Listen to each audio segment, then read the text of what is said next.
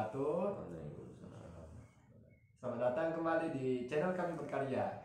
Di sini kami kedapatan dua tamu spesial ya, yakni Mas Taufik dengan Mas Malik. Mas Taufik ini dulu saya kenalnya waktu SPPM. Dia ini teman terdekat saya waktu SPPM. Dia ini orangnya telaten, disiplin. Kalau udah ngobrol dengan warga itu, ngobrolnya kemana-mana, lancar semuanya. Ini Mas Malik dulu juga kenalnya di pondok. Ya akhirnya kami dekat gitu sama Mas Malik. Jadi kan kalian berdua ini kan di pondok ya, pondok. Mas Malik juga di pondok kan.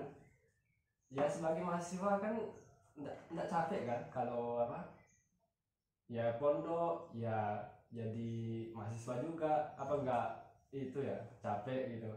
Terus gimana pendapat kalian ini? Disebut dulu nih, Malik ke aku dulu nih. Saya dulu. Kalau dari saya sendiri gitu ya, kalau dibilang capek itu pasti gitu ada. Soalnya kan dari pagi sampai sore gitu kan kita hibur-hibur kuliah nih, walaupun online gitu kan. Walaupun online tuh malah terasa agak capek gitu. Capeknya gimana kan? Kita rebahan gitu kan di depan HP gitu kan.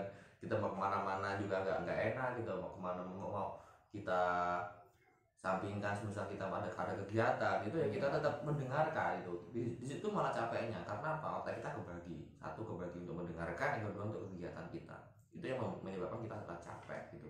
Tapi kan di sini mau nggak mau gitu kan, emang dari latar belakang saya seorang santri dari dulu, terus saya pindah ke sini ya mau nggak mau kita harus menjalani kehidupan seperti itu. Jadi kita sebagai seorang remaja di sini nggak hanya dituntut untuk mengambil duniawi aja untuk kuliah saja, tapi untuk akhiratnya dengan mengaji itu kita harus mendalami dan itu harus kita ikuti sebagai kita masih remaja gitu kan, seperti ini gitu kan. Jadi mau nggak mau kalau capek ada gitu kan, tapi kan kita mau nggak mau tetap kita jalani gitu kan. Walaupun ada sedikit seperti ketika mengaji mengantuk itu pasti ada, tapi bismillah aja ya, semoga ini menjadi lantaran kita, menjadi keberkahan kita besok ketika di rumah. Tapi nggak malas gitu, kadang kan ada malasnya, capek ya manusiawi itu ya. Malas tuh pasti ada, pasti ada, tapi kan ya harus kita lawan gitu. Soalnya kalau namanya malas itu kalau kita lulu terus, kita turuti terus ya nanti kalau bahasa Jawanya tuman gitu, tuman. Jadi mau nggak mau ya harus kita lawan ya, walaupun 1 kali 2 kali kita turuti nggak apa-apa lah, tapi jangan setiap hari gitu, karena kita manusia biasa gitu, kita bukan seorang nabi, bukan seorang rasul gitu. Jadi harus ada kayak gitu, tapi jangan sampai terjerumus, jangan sampai kita beda jalur. Kita tetap punya tujuan, kita tetap berjalan ke tujuannya itu gitu. Memang nggak boleh malas ya, kalau udah malas itu harus dilawan, nggak boleh dituruti, nanti tuman ya kan ya, tuman gitu, bahaya juga terus menerus. Makanya saya bilang beliau ini telaten, orangnya disiplin ya. Ini jawaban beliau ini luar biasa kan. Kalau saya sendiri sih mungkin gak jauh beda ya. Kalau kenapa, kalau ditanya kan berarti fokusnya juga kan kebagi antara kuliah dan pondok.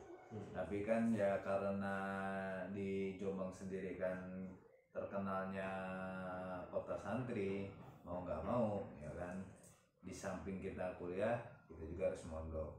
Karena apa ya, sebagai orang perantauan mau tidak mau juga pulang-pulang harus hasil ya kan?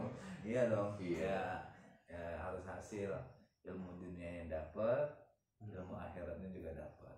Jadi balance itu mau nggak mau. Soalnya kan kita orang jauh ya, saya dari Jakarta, Mas Taufik dari Lampung, ya kan, gitu. Membeban amanah dari orang tua kan untuk belajar mencari ilmu. Kalau benar kata Mas Taufik, kalau nurutin namanya capek ya kan tuman kayak gitu. Makanya ada pepatah mengatakan kan, berakit-rakit dahulu, bersenang-senang kemudian, bersakit-sakit dahulu, baru ntar sukses. Karena prosesnya kita mencari ilmu kan, mencari ilmu mau nggak mau ya capek mungkin gitu. Nah itu aja sih ya, lebih dijalanin aja semampunya ya, sekiranya memang udah lelah sekali lelah ya tinggal rebahan gitu bang. Rebahan, lanjut lagi. Iya, kan bisa aja kan nggak mondok di sini, cuman mahasiswa aja tinggal di kosan atau di kontrakan, atau kalau ada saudara di sini juga bisa tinggal di situ kan, bisa gitu. Kenapa harus pondok gitu ya? Ya kalau dibilang kan kalau kita ngontrak ya mungkin ketika kuliah kan pasti ada jam waktu yang longgar. Nah kita dengan mondok itu kan bisa mengisi gitu, memanfaatkan waktu yang memang kosong itu diisi dengan hal-hal yang memang baik. Dan juga ketika kita mondok juga kan hidup kita teratur. Hidup kita teratur itu maksudnya gimana? Ya kita bisa bertemu dengan ustadz-ustadz, kiai-kiai, apabila kita salah ada yang mengingatkan, seperti itu sih. Itu makanya kenapa saya dan Mas Taufik lebih memilih mondoknya, salah satunya mungkin itu. Mungkin ada pun mahasiswa yang lain lebih milih kontrak dan lain-lain, itu ya masing-masing kan gitu. Itu aja sih. Lebih apa ya? Mungkin lebih ketika ada waktu kosong setelah kuliah, ya mending kita mencari sampingan yang ibarat kata bisa memanfaatkan waktu itu. Ya, dengan belajar agama gitu ya. Belajar agama. Kalau saya tuh aslinya tuh mondok tuh ada cerita gini ya. Jadi saya masuk ke Unhasi ini ya. Ini tuh bukan karena kok saya ingin masuk Unhasi, itu karena nggak sengaja kita scroll sosmed gitu kan. Kok ada Unhasi gitu kan. Terus dulu ketika saya mondok di Lampung itu anaknya Pak Yai, cewek Ning gitu kan. Kalau anak Pak Yai namanya Ning, itu juga mondok di sini, juga kuliah di Unhasi gitu kan. Unhasi dulu ketika masih menjadi IKH. Jadi beliau itu namanya Ning Farida itu kuliah di Unhasi, juga mondok di DF3, tepatnya Guspung itu dulu. Darul Falah itu. Nah, saya dulu tuh nggak niat masuk ke Unhasi, itu nggak niat sama sekali. Satu sosmed, yang kedua ya ikut ini saya gitu kan. Nah, terus saya tuh dulunya tuh mau daftar ke UIN Jogja, UIN Suka, Sunan Kalijaga, sama UIN Maulana Malik Ibrahim Malang.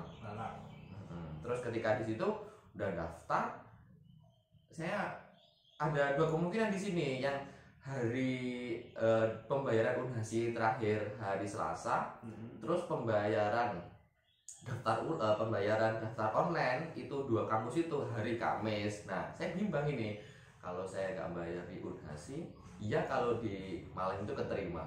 Kalau di Malang nggak keterima, dan saya nggak bayar Unhasi. Nah, saya harus daftar tahun depan ini kan. Soalnya saya udah 1 tahun berhenti, udah gap year, saya udah 1 tahun berhenti. Terus di situ saya ada berdoa lah, saya ke Unhasi, saya berdoa kepada Allah, ya Allah, kalau memang jalan cara mencari ilmu saya di Jombang di Unhasi, maka ya carilah yang terbaik, semoga ini yang terbaik pilihanmu. Kalau enggak ya mohon diperlancar pendaftaran saya di UIN tersebut. So, biasanya saya bayar di Unhasi, ya bayar di UIN. Di Unhasi itu bayar pendaftaran ulang kalau kita mau istilahnya saya mau mengundurkan diri di Unhasi, cuma bisa diambil 75% uang pendaftaran. Terus dari situ pendaftarannya mahal gitu kan. Terus orang tua saya di situ pas lagi krisis ekonomi, terus aduh gimana nih, nggak apa-apa lah, kata saya telepon ibu saya, nggak apa-apa lah, gimana Bu, ini di Unhasi kalau di Unhasi nggak bayar tahun depan gitu kan, nggak apa bayar aja kan. Udahlah, kita bayar ke Unhasi, bismillah gitu kan. Terus saya juga bayar pendaftaran di UIN itu, pendaftaran online.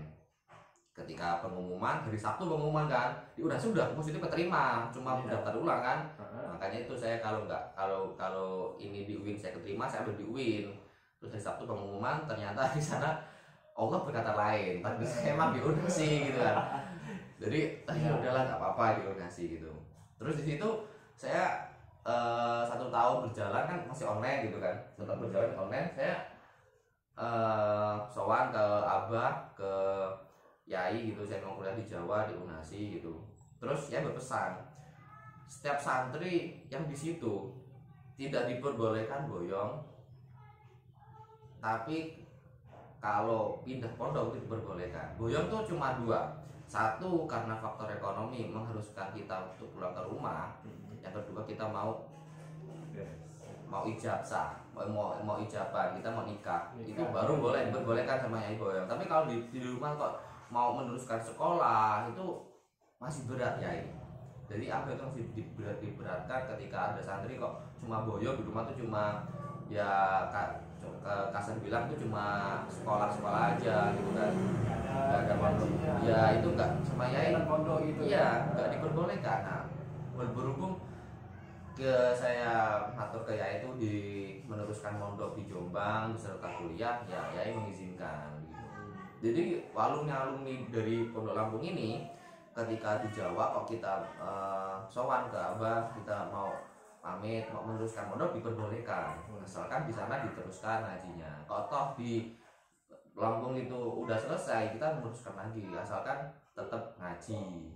Boleh boyong gue itu hanya faktor ekonomi mengharuskan pulang merawat orang tua gitu kan, orang tua sedang sakit atau sudah tua. Yang kedua memang mau nikah itu diperbolehkan oleh Nyai. Tapi kalau cuma pulang nggak boleh. Makanya itu saya memilih mondok di situ. Pantas. Jadi kalau alasannya mondok itu ya gara-gara itu ya. Iya. Alasannya itu. Oh alah.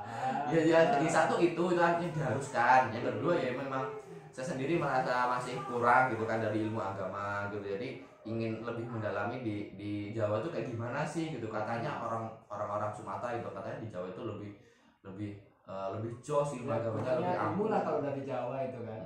Makanya perlu di pondok lagi. Ya pondok lagi gitu kan. Ya walaupun pondok mahasiswa itu kan yang penting ada ngaji-ngajinya gitu. Kalau saya pilih ngekos atau mondok, saya sendiri pilih ngekos. Soalnya tahu saya kan kegiatan kampus tuh full gitu kan, full day. Karena di tempat saya itu pondok itu ada seorang mahasiswa itu. Dia ngajinya belum selesai, dia masih kelas jenjang kelas imriti gitu. Ya dengan kuliah gitu kan, kuliah di salah satu kampus dekat pondok. Ya itu dari pagi terus di sana untung aja kuliahnya offline gitu kan. Iya. Apesnya dia kuliah offline, jadi merasa pagi sampai sore, ya walaupun nggak sore jam 2 jam 3 udah pulang gitu kan. Sorenya tuh dituntut tuh ngaji tuh kan, wah capek. Ya walaupun ya nggak tahu di sana tuh kegiatan tangga gitu kan. Tapi kan seharian matanya melek gitu kan, full gitu. Balang gua kadang malam gitu ngaji sama gini gitu sama ngantuk kadang dia nggak sempet nggak ngaji gitu kan. Ya itu karena full day gitu kan. Besok kalau ketika saya apa juga merasakan seperti ini juga gitu kan, soalnya kan makanya itu ya mondok aja nggak apa-apa gitu kan, dijalani aja yang ada.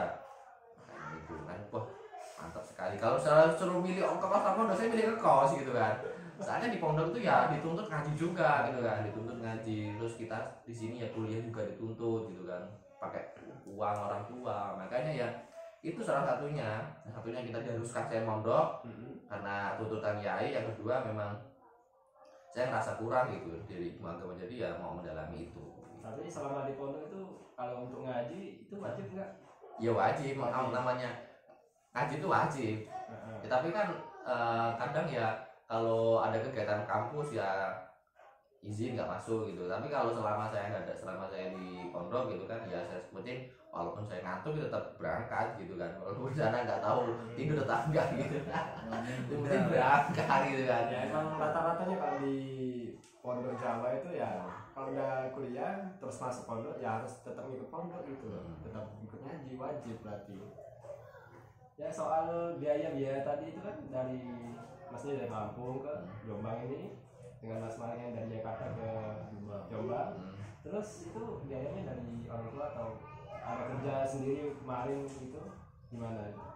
Kalau untuk biaya sendiri ya kalau saya gitu loh, ya karena status saya masih nuntut ilmu pasti mau nggak mau masih dibiayai orang tua.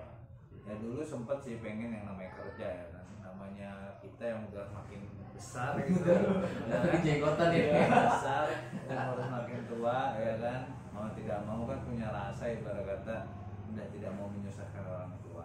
Tapi orang tua ya berpesan gini, selama orang tua masih mampu ngebiayain kamu nyari ilmu sampai kapanpun gitulah, mumpung masih ya umur 25-an atau sampai 30 gitu kan.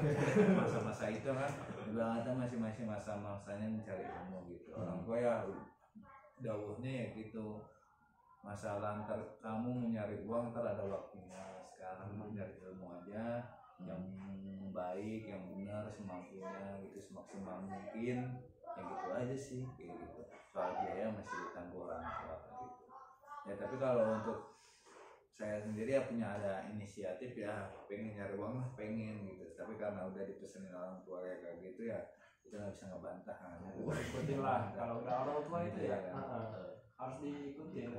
Ya walaupun agak pahit dikit betul ikutin lah. Siapa tahu dari situ ada hikmahnya kan, ada jalan untuk kita sukses gitu kan. Soalnya ya apa ya, ya pengen sih sambil misalnya kuliah atau sambil menuju ada sampingan kerja gitu ya kan.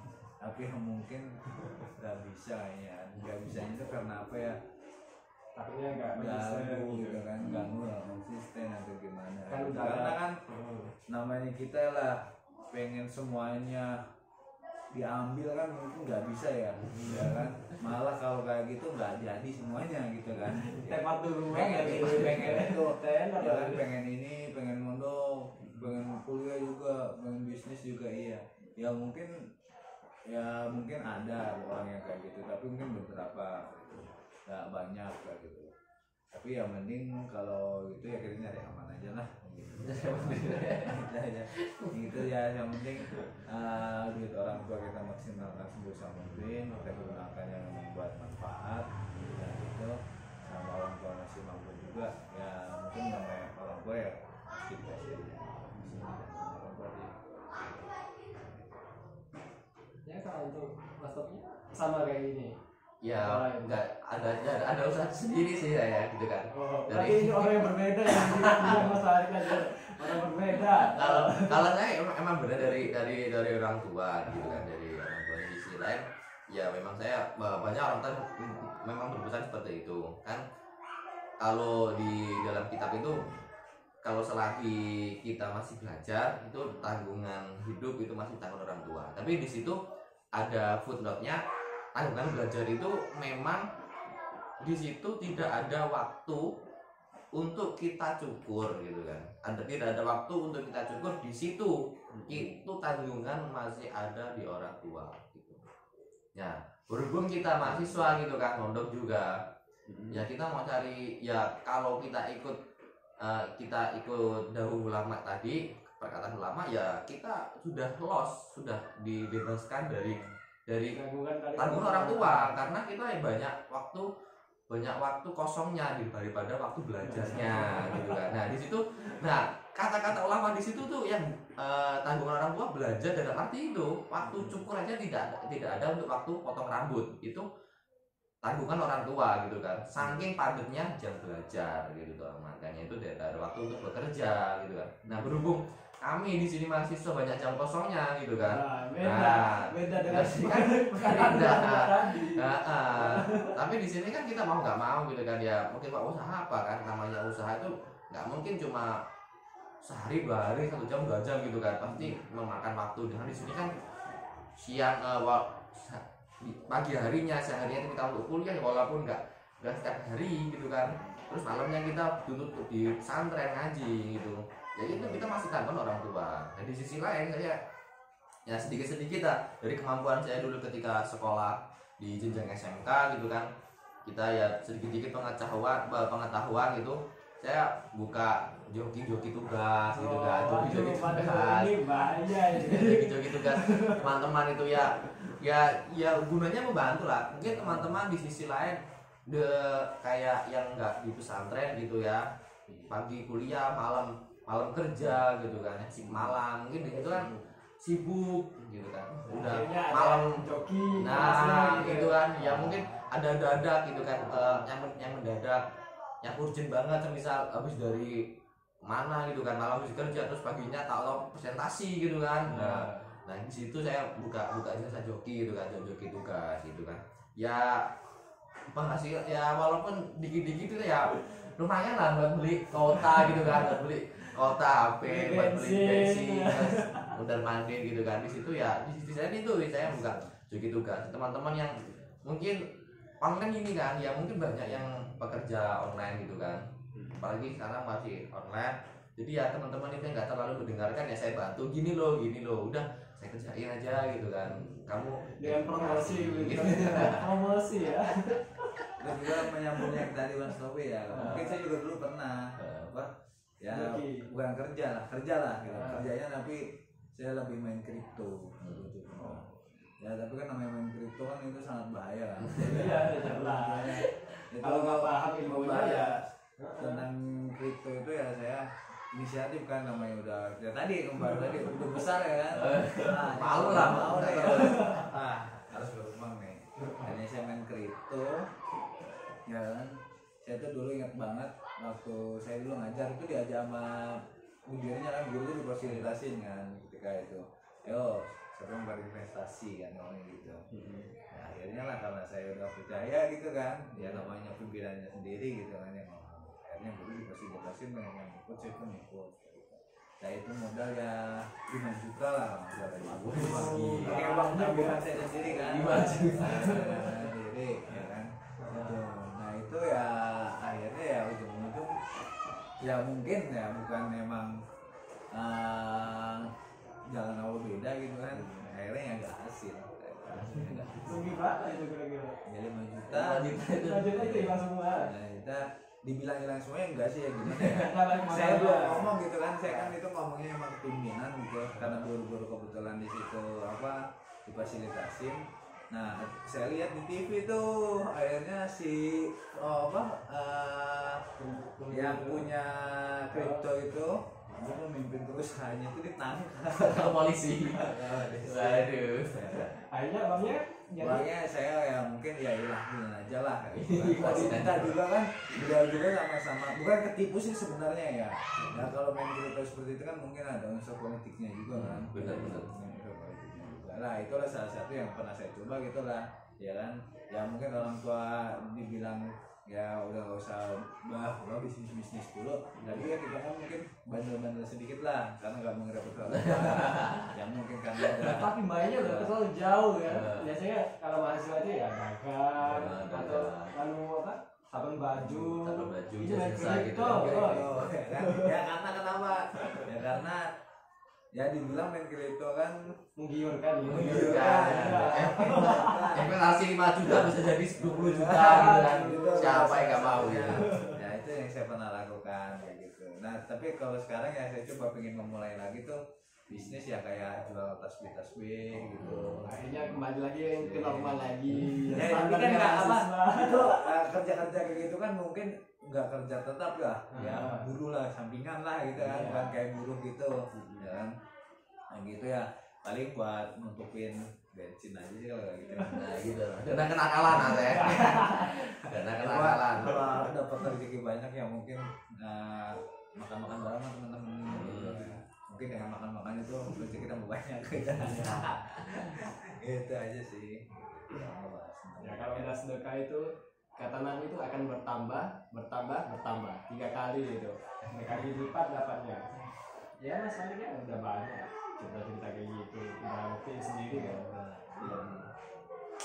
Ya sekiranya cuma itulah ngobrol santai kita berdua ini ya.